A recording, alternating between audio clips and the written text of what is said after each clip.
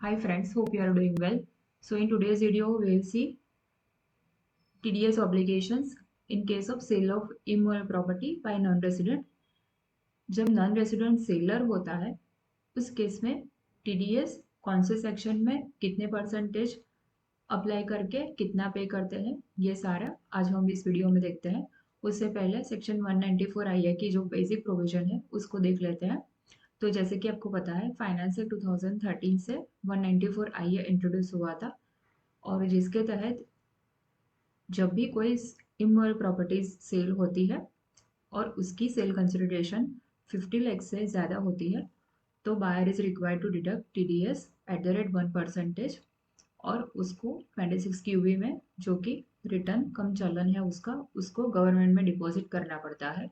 और वो जो TDS डिडक्ट होता है उसकी सेलर अपनी जो इनकम टैक्स की रिटर्न है उसमें क्रेडिट अपनी क्लेम कर सकता है। बट उस केस में 1% जहाँ जो सेलर है वो रेसिडेंट होना चाहिए, बट अगर सेलर रेसिडेंट की जगह नॉन रेसिडेंट है तो कौन से सेक्शन में TDS कटेगा, ये क्वेश्चन है। सो आज के वीडियो में हम यही देखते हैं। ये गाइड इनकम टैक्स डिपार्टमेंट ने ही इश्यू की है, तो यहाँ स्टेप बाय स्टेप देख लेते हैं कि इसमें TDS की क्या प्रोविजंस है। So income tax needs to be deducted at source by purchaser or payment against the purchase of immovable property from a non-resident following the guidelines as below. Who is a non-resident under Income Tax Act? The residential status is determined for every financial year, that is period of April 1st April to 31st March of the next year. An individual is considered a resident if he satisfies either of the two conditions. He has been in India for a period of 182 days or more during the financial year, or he has been in India for a period of 60 days or more during the previous financial year and has been in India for 365 days or more during the 4 years immediately preceding the financial year. Otherwise, he will be classified as non-resident. ये basic condition है section 6 के लिए कि 182 days में 182 days present होना चाहिए India में। यानी अगर हम ये करंट फाइनेंशियल ईयर 23-24 की बात करें तो वो 23-24 में 182 डेज प्रेजेंट होना चाहिए और इस ईयर में वो 60 डेज प्रेजेंट होना चाहिए और पिछले 4 साल में वो 365 डेज प्रेजेंट होना चाहिए, अदरवाइज वो नॉन रेसिडेंट कहलाएगा SSC। The second condition above is not applicable in following cases: citizens of India or PIO, person of Indian origin, who being outside India comes on a visit during the previous year; citizens of India who lives India during the previous year for the purpose of employment outside India; citizen of India being members of group of Indian ship. Thus, in case an individual will be non-resident if he has not been in India for a period of 182 days or more during the previous financial year. यानी जो non resident Indians है, जो citizen है India के या फिर PIO है, वो उनके लिए यही बेसिक कंडीशन है कि 182 डेज प्रेजेंट होना चाहिए, otherwise they will be non resident. Now second question, who is responsible to deduct income tax? Any person being a transferee purchaser who pays to a non-resident seller transferor for transfer of any immovable property. यानी any person में resident या फिर non resident, अगर दोनों party भी non resident है तो भी ये जो प्रोविजंस है ये एप्लीकेबल होगी। यानी परचेजर कोई भी हो इरिस्पेक्टिव, ये जो प्रोविजंस है सेलर अगर नॉन रेसिडेंट है तो एप्लीकेबल होनी चाहिए। Third question, when the tax is deducted source in such case at the time of credit or payment to the seller or transferor, whichever is earlier, which is same as 194 IA. What is the rate of deduction? Now this is important. 194 IA में 1% fix है। यहाँ the buyer has to deduct tax on sale of immovable property by the non-resident at the rate 20% plus surcharge and says in case of property sold transferred by non-resident after the 3 years of its purchase at the rate 30% plus surcharge and says in case property is sold within 3 years। यानी property अगर long term है, long term तो 20% plus applicable surcharge and cess होगा, अगर short term है तो 30% tax उसको TDS काटना है। How to deposit tax deducted in government account? Tax so deducted needs to be deposited by buyer in central government account on or before 30th of April, where such consideration is credited or paid in the month of March, otherwise within 7 days. यानी जो normal TDS है वैसे ही उसको 195 में काट के next month के 7 तारीख से पहले उसको जमा करना होगा। How the buyer will furnish TDS statement to the income tax department. After depositing such TDS, buyer is also required to furnish online quarterly TDS statement in form 27Q. Due dates have been summarized as below. जो due date है उसकी, जो first quarter है उसके लिए 31 July of the financial year है, 30 सितंबर का quarter है उसके लिए 31 अक्टूबर है, 31 दिसंबर के लिए 31 जनवरी है, देन 31 मार्च के लिए 31 मई, जो नॉर्मल टीडीएस रिटर्न्स की ड्यू डेट्स है वही है। How the TDS certificate is to be issued? The buyer is required to provide TDS certificate to the seller in form 16 A within 15 days from the due date of furnishing of 27Q। यानी अगर आपका first quarter में TDS कटा है तो 31 जुलाई को आपने return suppose भर दिया तो 15 अगस्त से पहले आपको फॉर्म 16 है उसको जारी कर देना पड़ेगा। Now this is very important question, बहुत कंफ्यूजन होता है लोगों में कि 10 लेना पड़ेगा बायर को या नहीं। Whether tax deduction account number 10 is required by the buyer? Yes, buyer needs to have a 10। इस केस में ये आइसोलेटेड केस ही होगा जनरली सेल ऑफ प्रॉपर्टी का, फिर भी बायर को एक ट्रांजेक्शन के लिए भी 10 लेना जरूरी है when seller is non resident. अगर रेसिडेंट है तो पैन से हम टीडीएस काट सकते हैं, उसमें ऐसी प्रोविजन है, बट अगर सेलर नॉन रेसिडेंट है तो सेक्शन 195 में टीडीएस कटेगा और उसके लिए बायर को मैंडेटरी 10 लेना पड़ेगा जैसे कि यहाँ बताया गया है। So this was very much clear now. In what situation can a seller request the buyers to deduct tax at rate lower than the rate mentioned above? यानी लोअर टीडीएस के लिए अगर सेलर को एप्लीकेशन करनी है कि अगर उसकी इंडिया में और कोई इनकम नहीं है तो 20% रेट से या 30% रेट से कम रेट से वो कैसे एप्लीकेशन कर सकता है, यहाँ बताया गया है। The seller can make an application to the assessing officer in form 13 giving details of the proposed transaction of the sale of immovable property and computation of gain and loss of such property.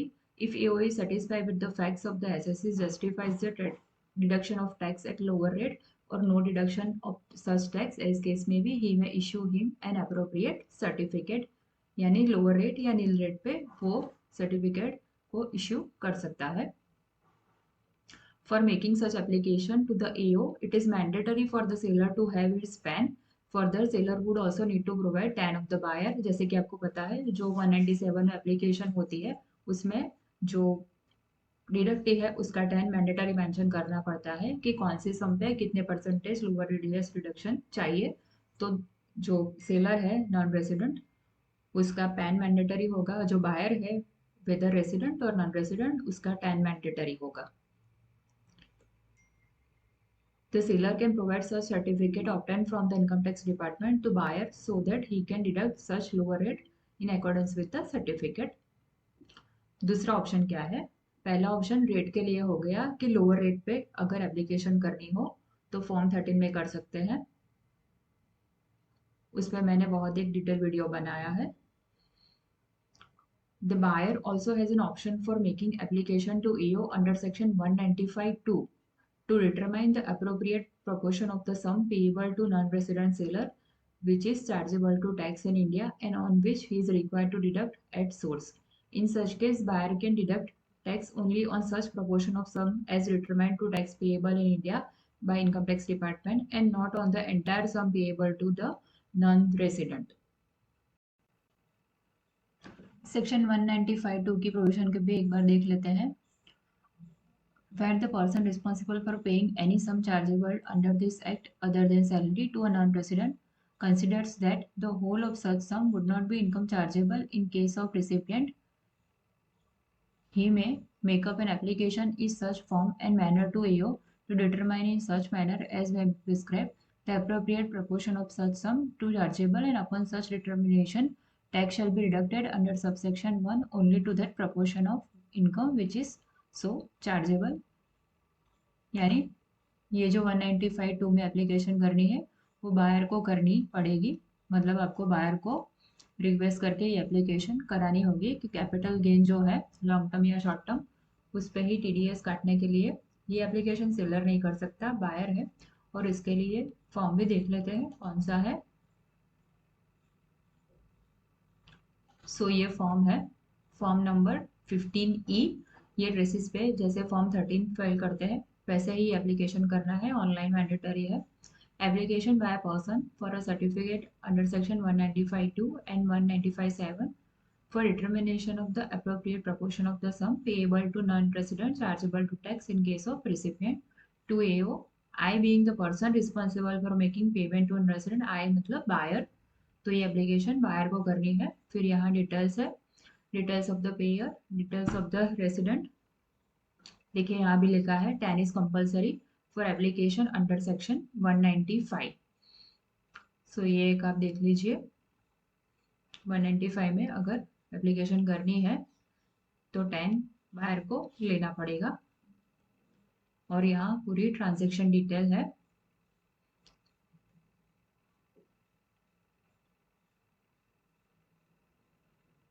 DTAA की कोई benefit buyer ले रहा है, seller ले रहा है non resident, तो उसके भी डिटेल है।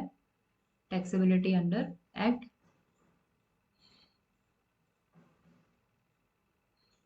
In case of payment is on account of capital gain, provide nature of asset, location, amount of long term capital gain, short term capital gain. फिर उसके यहाँ पूरी डिटेल देनी है।